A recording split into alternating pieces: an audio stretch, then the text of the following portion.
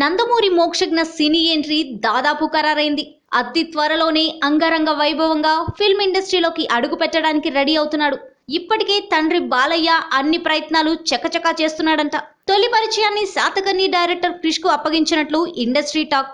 మొదట రాజమౌళి లేదా త్రివిక్రమ్ అనుకున్నారు. ఇద్దరిని సంప్రదించారట బాలకృష్ణ. అయితే ఇప్పుడున్న పరిస్థితులు మోక్షజ్ఞ కెరీర్ పరంగా ఆలోచిస్తే రెండో సినిమాకు ఓకే చెప్పారంట. తెరపై నటన చూస్తే గానీ కథ తయారు చేయలేమని, ముందుగా పెద్ద డైరెక్టర్ ఆధ్వర్యంలో నటిస్తే విపరీతమైన అంచనాలతో ఒత్తిడికి గురయ్యే అవకాశం ఉందని చెప్పారంట. మొదటిగా కథ పరంగా పరిచయం అయితే ఆ తర్వాత మేం చేతుల్లోకి తీసుకుంటామని హామీ ఇచ్చారంట.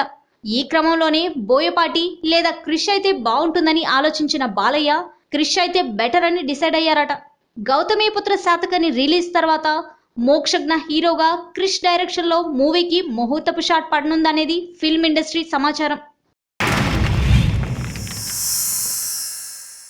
Like and subscribe Eagle Media Works.